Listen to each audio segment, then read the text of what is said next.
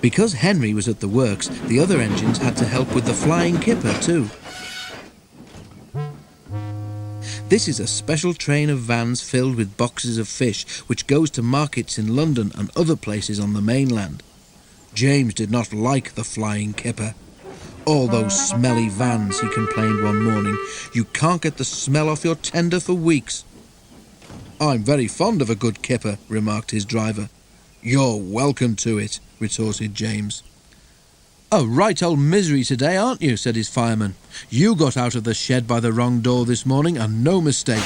Now get a move on, or the Fat Controller will give you something to moan about." Groaning horribly on the curves, James went slowly down to the harbour.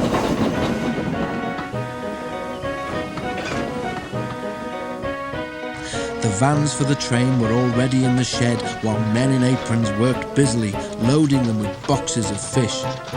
"Pooh!" said James, wrinkling his nose.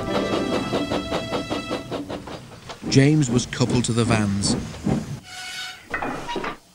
He had not been waiting long when a forklift truck laden with fish boxes rounded the corner and came towards him. Another, hurrying away for a new load, came too fast in the opposite direction. The loaded one swerved to avoid the other one, and its heavy load shifted. 6 full boxes slipped from the top of the pile and burst open on the rails in front of James. James closed his eyes in horror. Ugh! He shuddered. Broken fish and boxes lay everywhere. For once, James was right. The smell was not nice. Luckily, there was plenty of time for the men to clear up the mess before James had to leave. "A good job the boxes didn't fall on you, James," said his driver, winking at the fireman. James shuddered again. The idea was too awful to think about. At last, all was ready, and the guard showed his green lamp. "Thank goodness," said James to himself. There was a speed limit in the harbour area, so James could not start quickly. The train seemed heavier than usual tonight too, so that when he reached the spot where the fish boxes had burst, he was moving at no more than walking pace. The rails seemed clean, but oil and scales from the spilt fish were still there, coating them with a slippery film. As soon as James reached the place, his driving wheels, with nothing to grip, began to spin helplessly. James did his best, but the heavy vans dragged him to a standstill. He found he could move neither forward nor back. "Fish!" exclaimed James in disgust. Men brought hoses and washed the rails.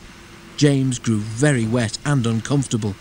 Then they put sand on the rails in front of each driving wheel, and James was at last able to move his train.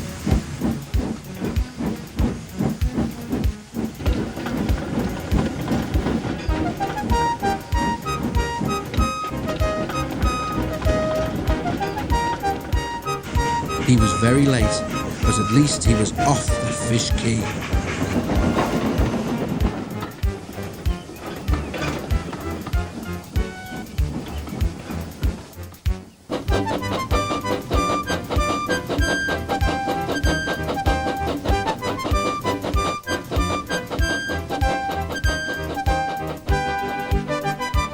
To say he was glad would be putting it mildly.